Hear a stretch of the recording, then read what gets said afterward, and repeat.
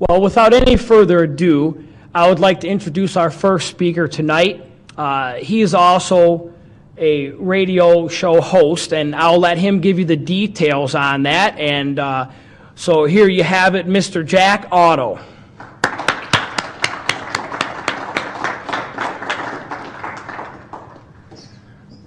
Thank you, friends.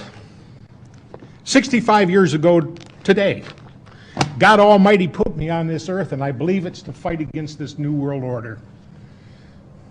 Thank you and happy birthday. Thank you. We are being cornered like cattle into a pen, squeezed down, and we're never really going to be free people unless we're brave. Because this was only the land of the free as long as it was the home of the brave. And this started a long time ago with people that go back to the 4th century. Let me tell you about the flight of the Khazar warriors out of northern Turkey in 500 AD. They were a despicable bunch. You could go to the king of the Khazars and rent an army from him, an army of 40 or 50,000 men. But it didn't matter what kind of a deal you struck with their monarch. He wasn't called a king, he was called a shagan. Once the battle was done, they rape and pillage. Doesn't matter what kind of agreement you had with the king. That's the way it ended up. And so as a consequence, people in the area garnered a great deal of animosity for these Khazar warriors. And in 500 AD, they were driven out, and as they came down south out of Turkey, some fled to the west into Romania and Hungary and became the Gypsies. The rest followed their monarch, the Chagan, up into the steppes of Russia and north of there to the Caucasus Mountains. And as they settled in there, they quite easily enslaved the relatively peaceful agrarian Slavic folks that were indigenous to the area. Then they came under pressure to take sides in a growing contention around them. Coming down from the north was Eastern Orthodox Christianity, and coming up from the south was Islam. And they knew that if they succumbed to pressure from either of those to join their organization and embrace their philosophy, it would surely offend the other.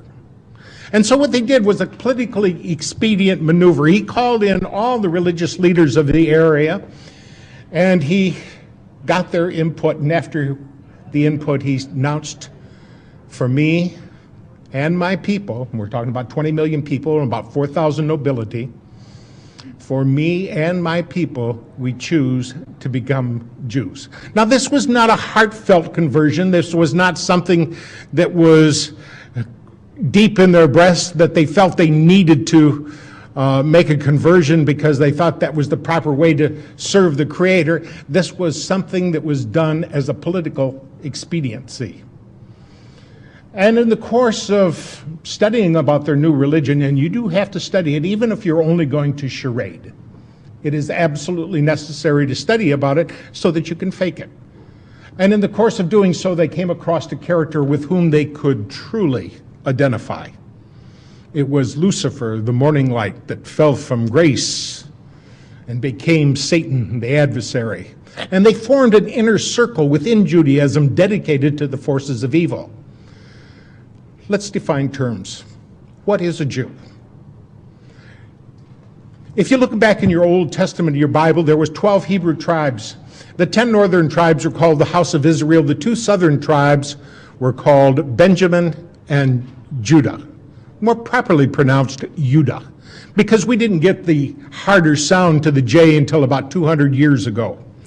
So this is what I would call real Jews, people from the tribe of Judah. And when we start talking about the New World Order, we are not talking about these people at all. We're talking about these Khazar warriors that only pretended to embrace Judaism. And so today, we find that about 92% of the people who claim to be Jews really aren't. They don't have a drop of Semitic blood in their veins. They are khazar warriors with a new bent on life and a goal to conquer, to rape, and to pillage. And that philosophy has come down over time, and we see how effectively they have implemented it throughout history. Now, when they pretended to embrace Judaism, they drew upon the real Jews for some education, and they used the Hebrew alphabet as phonics to codify their khazar language. And so now we look at that language called Yiddish or Jiddish and find that it is not Hebrew. It only appears to be. Now these people have run into some trouble over time. In 965 AD, they were overrun by the Varganians, which was Swedish-ruled Slavic people. Varganian is the Russian word for Vikings. And they were militarily defeated, which curbed their expansionist philosophy for some time. And then in 1140, they were literally overrun by the Mongols for Kublai Khan and Genghis Khan. And they were driven down into Eastern Europe.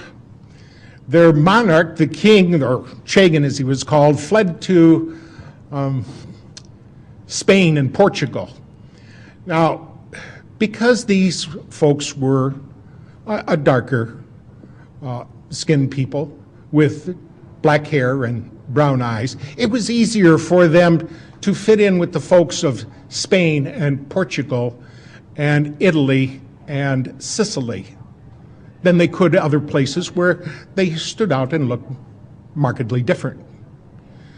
And they took a great deal of control, especially in Spain and Portugal, so much so that they were discovered in conspiracy because they worked together to get themselves, one of them, into a position of authority where that person can work in tandem with others to get more of their people in authority and positions of power, and working it up to where they're running the show and milking everybody else. After they fled down into Europe, there was one of them, a guy by the name of Meyer Amschel Bauerberg, who decided to enter into clandestine world government. Meyer Amschel Bauerberg used the symbol outside of his father's silversmith shop, a large red shield, as inspiration for an alias. And he went by the name of Rothschild. That's German language for red shield. Now, Rothschild was born in 1743, and when he was in his late 20s, he formulated a financial enterprise with 12 other entrepreneurs with the dedication, with the interest and the intent of conquering everybody and everything. They were going to do it with fractional reserve banking, and that turned out to be a very successful tool. We found out about fractional reserve banking at the Bank of Amsterdam in 1610 when, like all fiat money inflations, it came to a roaring bust. And they learned from that and wanted to implement it wherever they could so that they could be the ones that benefited from that enterprise.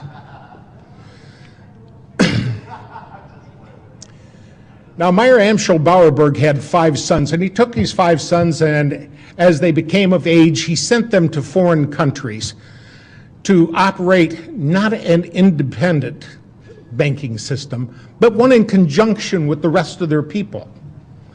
A system whereby Nathan, who went to London and soon proved himself to be shrewd, There was one named Coleman who passed himself off as Carl, and I think he went to Amsterdam. Jacob called himself James, and he went to Paris. And we find that throughout the world, in 5 big locations, they had banking institutions that had a very clever idea. And if these people weren't so evil, it would have been easier to admire what they did. But they had a system whereby you could go to one of the banks in one country and deposit gold with them and get a receipt for it. And then go to the foreign country where they had another office, take that receipt and get your gold. And you didn't run the risk of losing your gold on the high seas, either to wind or to pirates or anything else. So in a way, it was kind of a clever scheme. However, these people were despicably evil, and their intent to make money was to not just put themselves for their head, but to hold others back. Now, Meyer Amschel Bauerberg lived to be, he lived from 1743 to the year 1812, and that's why we got that 1812 overture, was to honor him. His associates respected him and wanted to salute his passing. Meyer Amschel Bauerberg changed his name to Rothschild, and he also dropped the Bauerberg suffix and called himself Bauer, closer to home, where he lived there at 148 Judenstrassen in Frankfurt, Germany. They later moved down to 148 Judenstrassen, and it was from there that he was able to do much of his chicanery. And he got in league with a guy, William IX of Hesse-Kassel. Now, if you remember about the Hessian warriors were something that were warrior slaves that was purchased by the King of England from this landgrave of Hesse-Kassel. They were purchased for the price of $12,000. And much of that money was earned by just capturing these people through actual out-and-out brigand slavery and holding them until they could be sent to the king, and which they were told, don't ever let those colonists get a hold of you. They will skin you alive. Well, when the Hessian soldiers got captured by one of us, one of our forefathers, they started crying, oh, please don't skin me. And they said, well, skin you? We're not going to do that. Then they realized they had been lied to. Many of them came over and joined the revolutionary forces of the Americans, and a lot of them escaped out to the west and melded in and became what we might call squatters out there in the wide open west, like the rest of us did. Now, they did a pretty good job of interfacing with the Native Americans out there, and were able to garner some respect for them. So it was among these same people that brought about so much of the war that we see in front of us throughout history. It was fomented primarily for profits, and to scare us into believing that the only way that we could circumvent this war, to get this behind us, is if we were to form a league or United Nations. Now, the first attempt was when they had their man Napoleon. Now, Napoleon was the Emperor of France, but he came from Corsica, and it was shortly after Corsica was brought into the French Empire that he was given the nod to become the emperor and to engage his war. Now, this was shortly after that French Revolution. You know, I'm going to go back and take a step back here and talk about that French Revolution for a moment. See, it was shortly after a man named Adam Weishaupt, in May 1st of 1776, formulated an organization called the Illuminati. This was done on behalf of Baron Rothschild, and it was for the express purpose of fomenting their plans and executing their goals for conquest. Now, Adam Weishaupt encapsulated a game plan to bring about this world government, and in this game plan he had it mentioned in there that they were to take France in the year 1789. Now these plans were formulated into writing and translated by one of the Ingolstadt University professors, one of Professor Weishaupt's cohorts, a guy by the name of Xavier von Zweck. Now, Zweck translated these into French so that they could be taken to Paris and Silesia. Now, there was a courier, a guy by the name of Lanz, who had been an evangelist minister, but quit God and decided to become an Illuminati agent and a courier, and he was taking these materials by horseback through Bavaria. In a place called Regensburg, he was struck by lightning, and it killed both him and his horse. And people found this man, this dead man, and his horse with documents in the pouch, and these documents were passed up the chain of command to the Elector of Bavaria, who got to wondering, is there really a game plan out here to conquer the whole world? So he staged simultaneous raids on Rothschild's associates, primarily on Weishaupt's associates, and found a great deal of corroborating evidence, enough to convince him that there truly was a game plan out there to take the whole world. And there were 6 points to their game plan.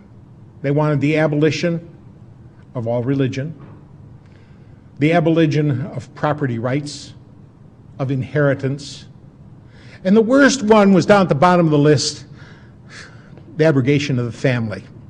Now, we can see how that was implemented in Red China. Men went to one dormitory, women went to another dormitory, boys were here and girls were here, and the family was totally destroyed, and they used that to brainwash those people. When you got kids with no control over them except the one facilitator or his associates, the children are at their mercy. And it's planned for here, for us, for our children, for our grandchildren, our great-grandchildren. They intend to show no mercy. Now, this formulation of the Illuminati led them down the road to this game plan wherein they are working diligently to take over the whole world. And in the course of doing so, when this courier was found, the Elector of Bavaria, one Theodor von Dalberg, decided after he staged those simultaneous raids that he was going to contact every head of church and state in all of Europe and gave them a translation of the documentation that was found in the pouches of that dead courier, that apostate minister named Lanz.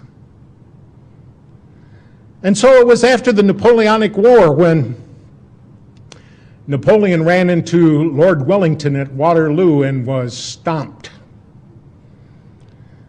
Now, this would have been a big setback for Mr. Rothschild, but Mr. Rothschild had one of his associates following the war along. And this associate sent a message back to him by carrier pigeon. And the carrier pigeons let him know that Wellington had won.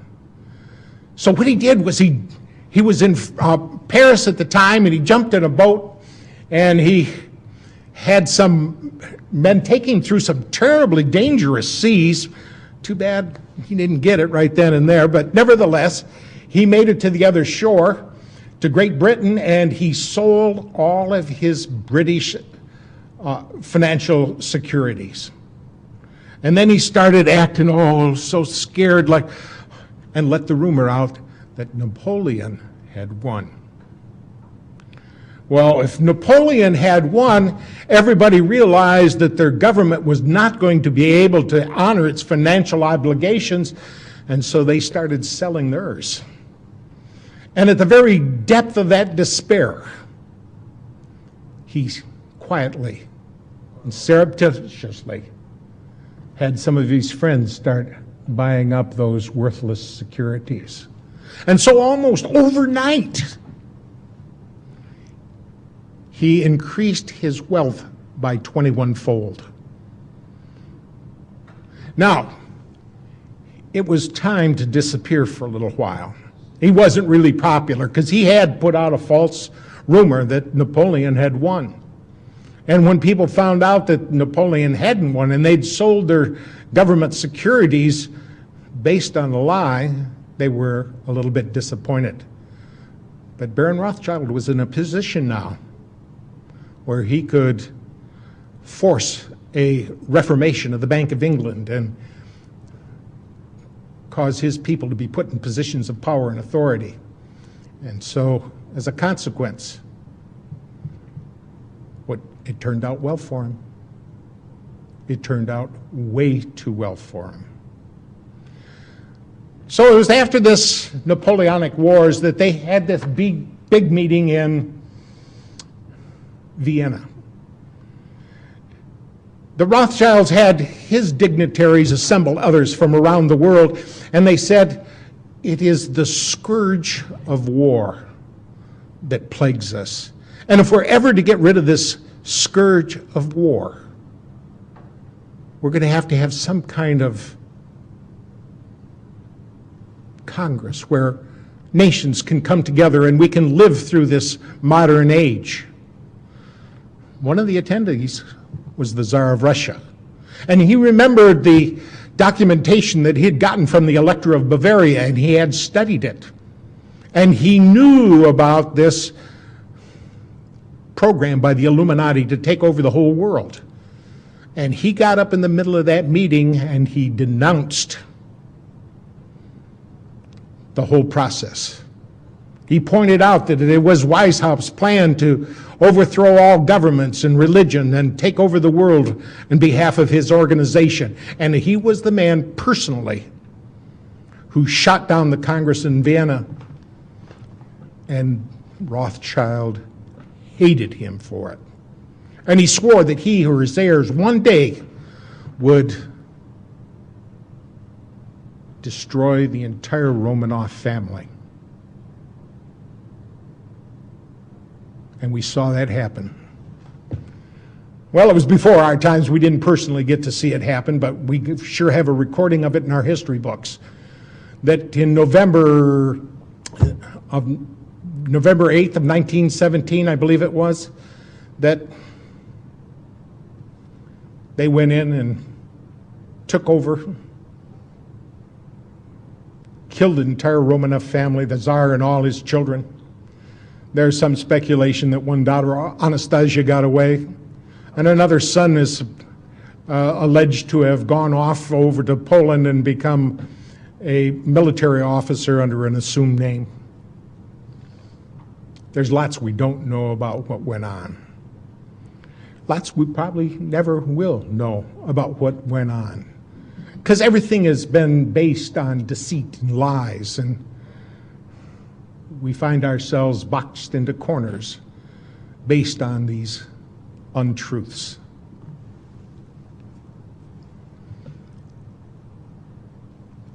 So it was shortly afterwards that they had another man from their group, a guy by the name of Abraham Lincoln, whose real name was Springsteen. And Abraham Lincoln Springsteen went about fomenting the Civil War here. I'd like to call it the War of Northern Aggression, because we've been lied to about that so much. We were told that was a war over slavery, but it wasn't. It was a war over states' rights. Two of the southern states, Virginia and North Carolina, had long ago outlawed slavery. And yet, it was used to rally northern forces. You know, that's the kind of thing I'd be willing to take part in. I would like to stop slavery wherever it could be found. And I'm sure it appealed to a lot of people to put an end to that despicable act of holding another human being like you would an animal and making them work for whatever you feel like giving them. Now, Abraham Lincoln had right in his cabinet a guy by the name of August Belmont. And August Belmont wasn't his real name. His real name was Schoenberg. He was a Rothschild agent. And down in the other camp, they had a Rothschild relative, a guy by the name of Judah Benjamin, who was the head of the secret police down there. And after that, Abraham Lincoln resented his involvement with these people. And he made a speech in which he said, I feel at this time more fear for my nation than any other time, even during the war. An era of corporations has been enthroned and corruption will grow in high places. And we will end up with the wealth of many aggregated in the hands of the few. Now, his resentment resulted in action, and he decided he was going to issue greenbacks. He'd had enough of working with these people, and they would not put up with that. So they sent in one of their own, a guy by the name of John Wilkes Booth, a bad actor, who dispatched Abraham Lincoln so that, and it was done in conjunction with the Jesuits. See, there are so many of these Illuminati organizations out there. The one we just described by Adam Weishaupt was called the Bavarian Illuminati. There was another Illuminati called Avion over in, I believe, in Great Britain. There was one in Switzerland, and there was another one in France, the Grand Lodge Orient de la France. And there's a very important one called the Alumbrados that was formulated in Spain. Now, the Alumbrados is Spanish for enlightened ones. And the Alumbrados only existed for about 20 years before they changed their name. They changed their name to the Society of Jesus. They called themselves the Jesuits, and they pledged themselves as the protectorate of the Pope. And when you got the Illuminati protecting you, it's the kiss of death. Well, we find about the time that this Civil War was over, there was a guy who had been born in Boston, Massachusetts on December 30th, 1809, a guy by the name of Albert Pike. He was an impressive intellect. He was a Harvard graduate back when it really meant something. He was the master of 16 languages, and he was a despicable son of a... because he openly worshipped Satan. He was part of an organization called the Palatalists. He was the one that converted this Knights of the Golden Dawn to the Ku Klux Klan. And he was the author of a book called Morals and Dogma. It is the most revered text among the Masons. And in this text on page 321, Albert Pike said, "It is Lucifer, the morning light, whose seething energies you must learn to control or implement." So it was this Albert Pike, the same guy that wrote a letter to his superior in the Illuminati, a guy over in Europe by the name of Giuseppe Mazzini, who was the revolutionary leader. And Giuseppe Mazzini also happened to be the founder of the mafia.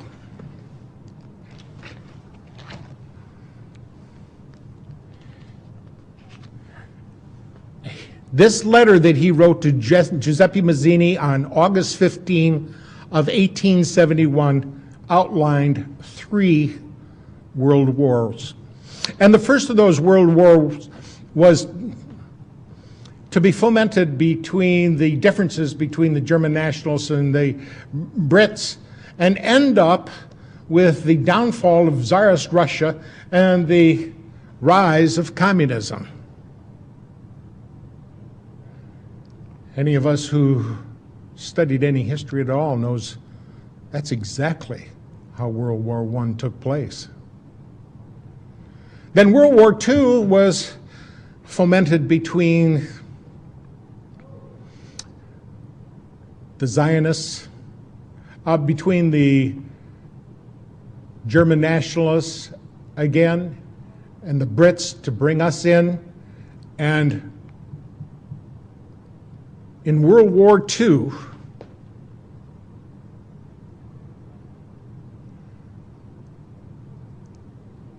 Israel was to be born.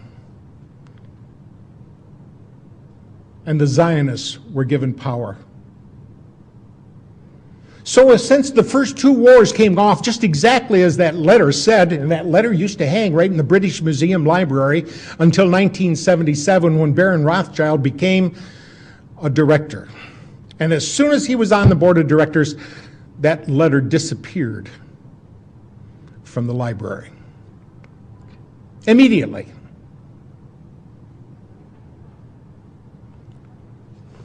But since that letter so clearly delineated the first two world wars, I think we have to look at it seriously and take it to heart when it says in there so clearly that the Third World War will be fomented between the Zionists and Islam. Does anybody see that materializing today? Every place we look, we can see it happening.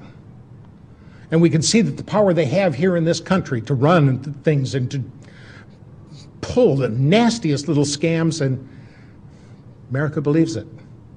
Because they don't realize who it is that owns the newspapers. They don't realize who it is that owns the television. And sometimes they don't care. As long as there's going to be football on the Monday night and I got beer at hand, that's all that counts.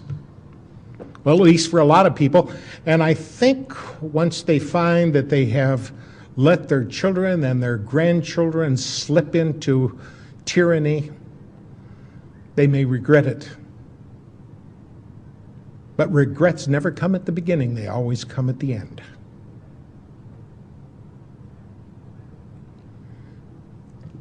We can see World War III shaping up just exactly like they planned for us, and not enough of us are doing what's necessary to stop it. Look at all the empty seats we have here. America should be flooded to this cause. They should be interested in what is transpiring. They should be interested in who's doing what and to whom. It was right after World War I that J.P. Morgan was given the job of gaining control of the newspapers. They knew they must be able to control human thought with input. And if you can realize that the human mind is a whole lot like a computer, the old garbage in, garbage out effect takes place. If you can control what people hear and see, then you can pretty much control what they think. And they were able to utilize newspapers and now radio and television for just exactly that purpose. Now, there were 78 newspapers, major ones, that they really needed to get control of, but J.P. Morgan thought if they got 25 of them, that would be enough to control things, but it wasn't. They realized soon afterwards that they had to get all of those newspapers under their control, and we got the likes of guys like David Rockefeller, who announced that he wanted to thank the people of the Washington Post and the New York Times for respecting their pledges of discretion at the CFR and Bilderberger meetings. And he said if it wasn't for their discretion, it would not have been possible to prepare the world for a new world order. Oh, we heard George Bush say that a lot, didn't we? George Bush Sr. He was always talking about New World Order. When he went into Iraq, he said, this is much more than about one small country. This is about a big idea, about a new world order. There's a lot of people don't even know that on the back of their dollar bill where they see that all-seeing eye of the pyramid, what that means. They don't realize that's occult symbolism that was put in by these Satanists during the Roosevelt administration by his vice president, a guy by the name of Wallace. They don't speak Latin, so they don't realize that Inuit Coepitus up at the top says announcing our enterprise. They don't realize down at the bottom of the pyramid where it says Novus Ordo Seclorum, what they're talking about is Novus is new, Ordo is order, Seclorum is world, the entire world minus God. So we're talking about a new world order without God.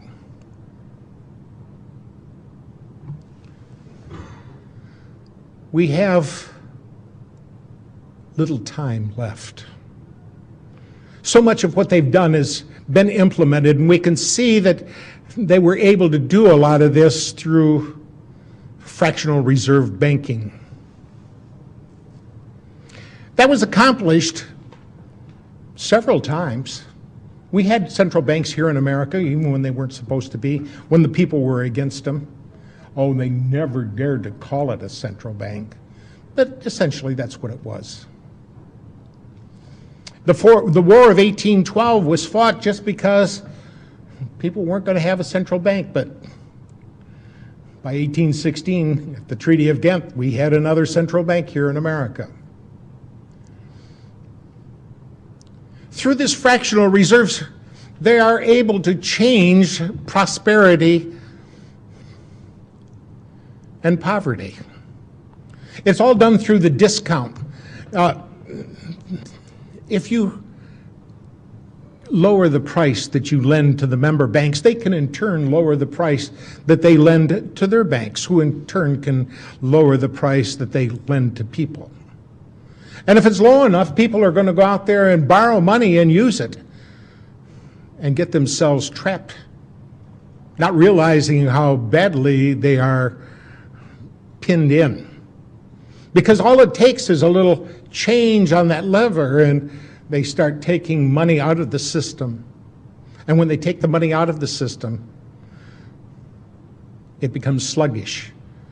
Just like you, if somebody took 1/3 of the blood out of your body, it would affect you.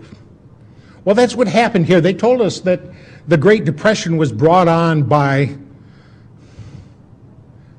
people who were investing in the stock market on a shoestring. And because they had only 10% down, they had great marginal swings caused by the leverage of that debt. But the real truth of the matter is, the thing that really brought it down was they removed 1/3 of the money from circulation.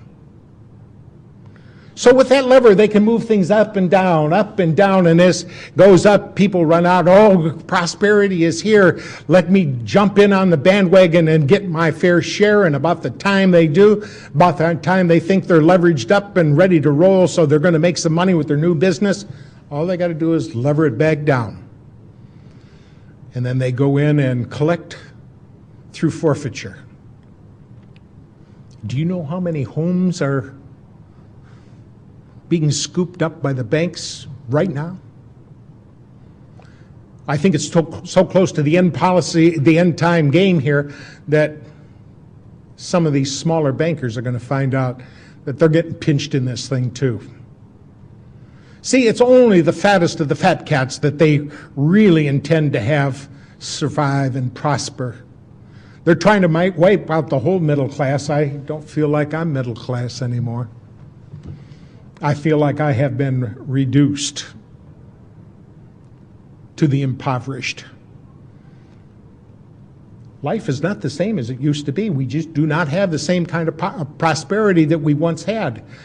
And if they can have their way, and I see no reason why people in authority with as much power and leverage as they've got, it's going to be difficult to stop them from having their way. we're all going to be reduced to abject penury. Life where you won't have 2 nickels to rub together.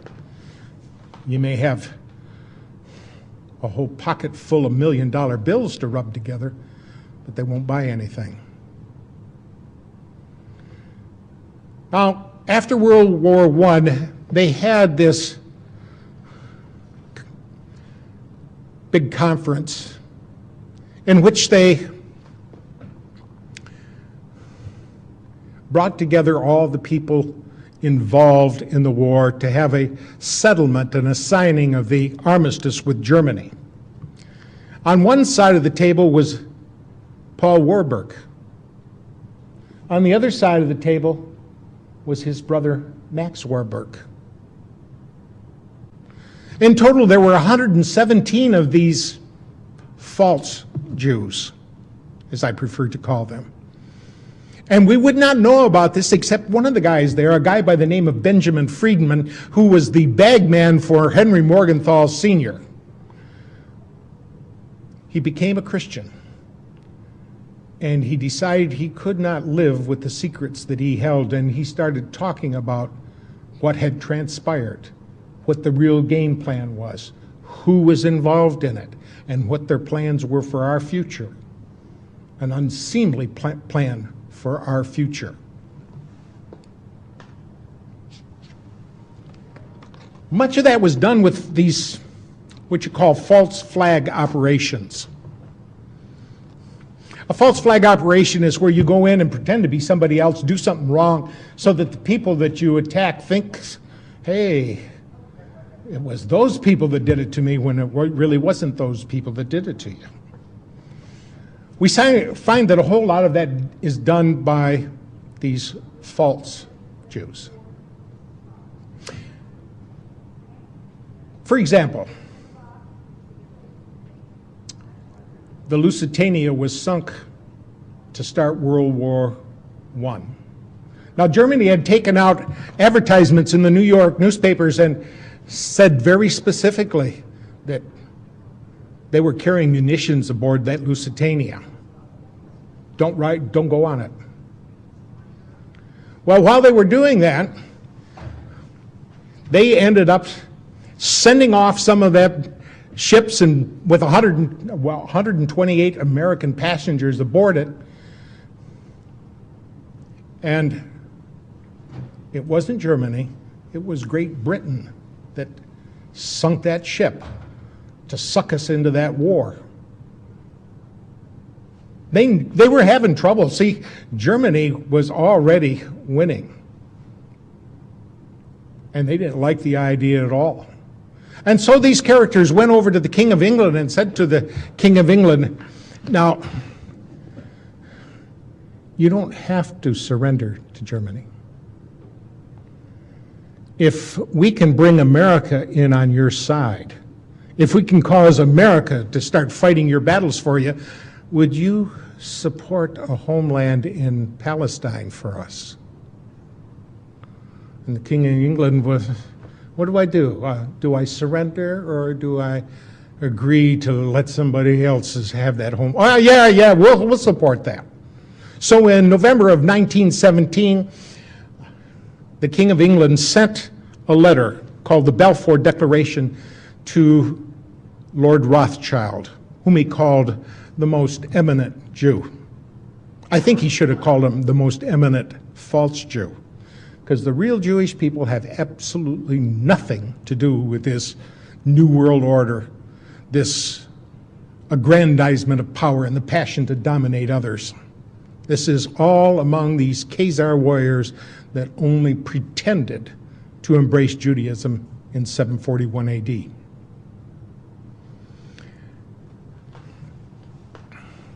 We find that as time went on, that we run across some of these things that these characters have done. And it was in May of 1919 at Dusseldorf, Germany, that the Allied forces obtained a copy of the Communists' Rules of Revolution. Now, you got to remember that communism was their front, too.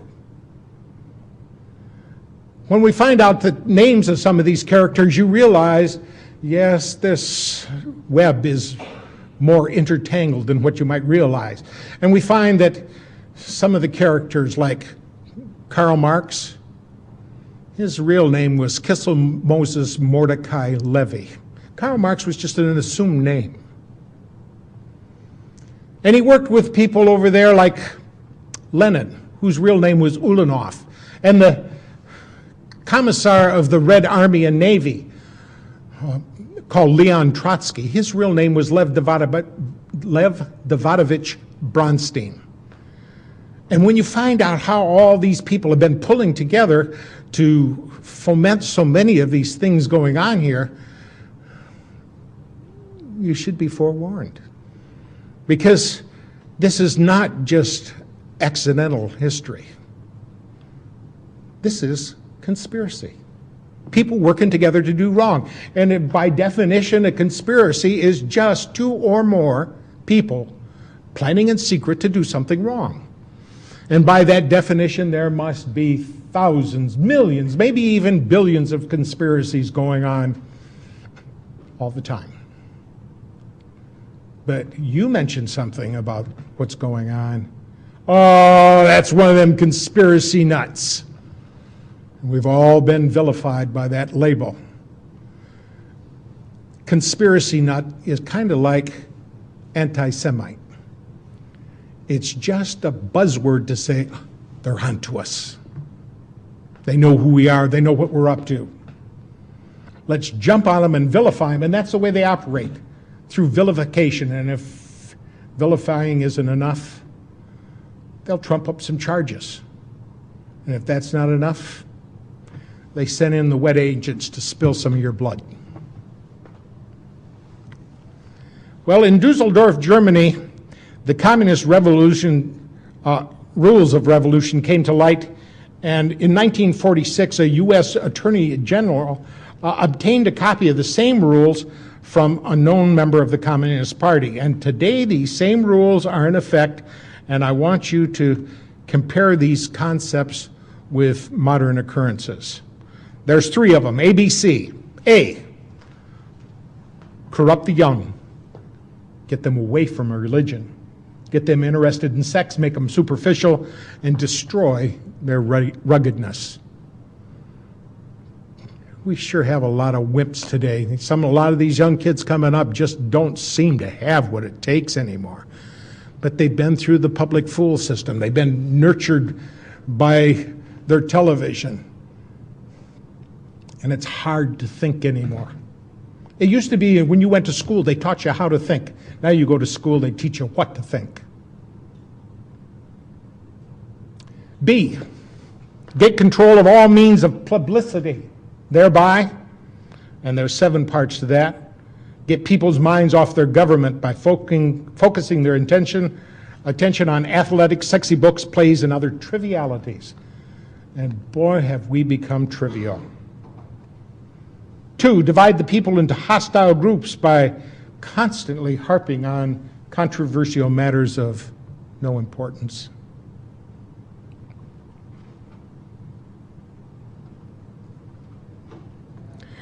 Number 3, destroy the people's faith in their natural leaders by holding the latter up to contempt, ridicule, and disgrace.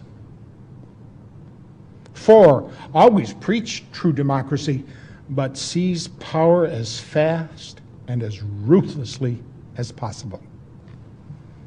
Number 5, by encouraging government extravagance, destroy its credit, produce fear of inflation with rising prices and general discontent. That one has really been implemented with vigor. We're playing welfare Santa Claus to the whole world. Now take a look at Israel alone. We send $15,500 for every man, woman, and child. That's a lot of money. Sometimes I think some of us wish, gee, I wish my government would give me that much each year. Now that's only the above board welfare. There is a sub rosa welfare. For example, that's our only friend in the Middle East. Therefore, we got to have a base over there to help protect them. Do they give us a base, or do they rent it to us at a high price? Well, since we never find out exactly how much it's going to be, they can rent it at a high price, and nobody counts it as part of the great welfare. Number 6, incite unnecessary strikes in vital industries, encourage civil disorder, and foster a soft and lenient attitude on the part of government to such disorder. Number 7, by specious argument, call the breakdown of the old moral values, honesty, sobriety, self-restraint, faith in the pledged word, and ruggedness. So those are the 7 reasons they wanted to get a hold of means of publicity so they could implement that. And number C of the communist rules of revolution, cause the registration of all firearms on some pretext with a view to confiscating them and leaving the populace helpless.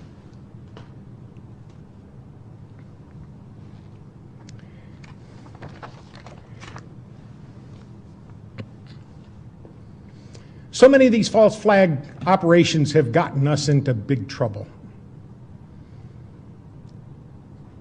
We know now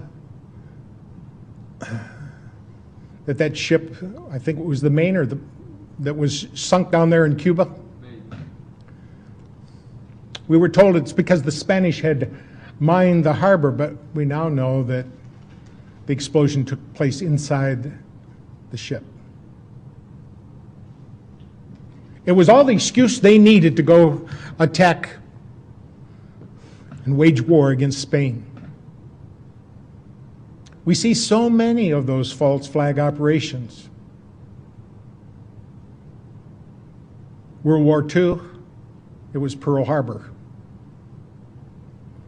It wasn't a false flag operation, but it was sure close to it. It was pretending like we're just innocent people standing here when 6 months before Pearl Harbor, our government froze all Japanese money in banks. Any way you look at it, that's theft. 3 weeks before Pearl Harbor, our government gave him a 100% oil embargo. Do you remember back in the 70s when we got a 10% oil embargo from the Arabs, and the lines at the gas pumps were long and we suffered under that? That was a 10% oil embargo. And our government tried to run a 100% oil embargo upon those people who just weren't going to put up with it. Now, I think Admiral Yamamoto was right that when they came over and stung us, they were only waking a sleeping lion. But there was nothing else they could do. It's either knuckle under or fight. And that's where it is to us. It's getting down to the point where we either knuckle under or do something to fight about this. Right now, it's a fight of words because, quite frankly, we're in a very awkward position here. It's too late to work within the system and probably too early to start shooting.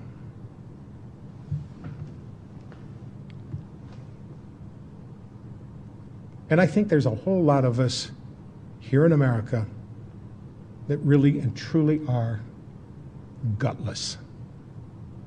And it's only going to be the land of the free as long as it's the home of the brave.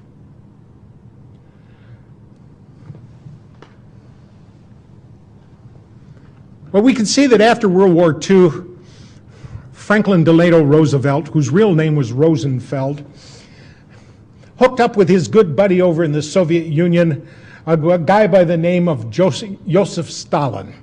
His real name was Yosef Vissarionovich Jugashvili. Gashvili means son of. And he let his good buddy Joseph Stalin oversee the elections in much of Europe. And ironically, all those people decided to become pawns in the communist superstate. It was Joseph Stalin that said so clearly, and we better pay attention to what he has to say, those who cast their votes decide nothing. Those who count the votes decide everything. And we saw that happen here not too long ago in America because George Bush got elected. And it was his brother down there in Florida that sure did a lot to swing the votes. Remember all those hanging and pregnant chads and all the excuses they had to not count a lot of votes and to count other ones that they shouldn't have. And it reared its ugly head here again in 2004 because down in Ohio, the people who were in charge of the election commission said to the people who were bringing in the voting machines, all right, open up your voting machines before the polls start here because I want to see ahead of time that all the registries are set to zero, that there are no names inside. And they said, oh no, you can't look inside these machines. It's for security. It's for the sanctity of the vote. We must not let anybody look in the machines. And they said, we're the ones in charge of seeing whether or not the sanctity of the vote is taken care of. You're going to open up those machines right now.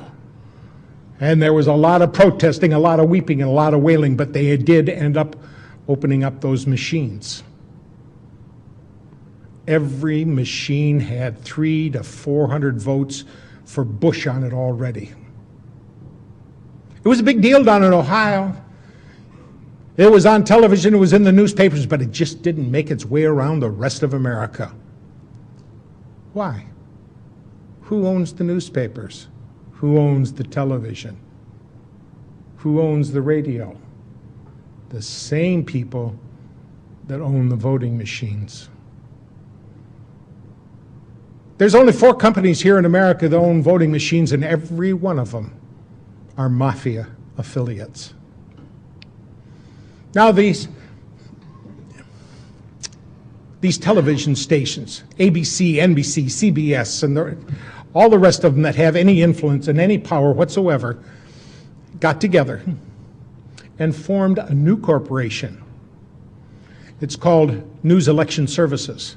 And they're the ones that feed information into the News Election Services about what's transpiring in the election and getting information back out of it. And so they have control. And it matters not who we vote for. What really counts is who does the television and the newspaper announce to be the victor. It's important because at stake is not only our freedom, but if we don't have freedom, we don't pass it on to our children. And if they don't have it, they don't pass it on to our grandchildren. And it's important to me for subsequent generations to enjoy the treasures, the pearls, the gems of liberty. Liberty is that notion where you got a right to make a choice.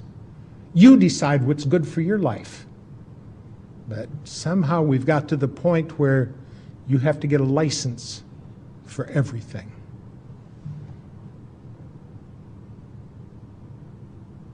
But as long as the people don't speak up, as long as we don't do what's necessary to inform the others around us, as long as we act lethargically rather than robust and animated champions of liberty, it'll slip right through our fingers. I have to ask you, are you willing to crank it up? Are you willing to pass out more DVDs? Are you willing to talk to more people? Are you willing to do what's necessary to safeguard our Constitution? For it was, I think it was Daniel Webster that said, safeguard your Constitution, for miracles do not cluster. What has happened once in 6,000 years may never happen again. And if the American Constitution goes down, there will be anarchy in the world. Let's safeguard it like it's precious. Thank you.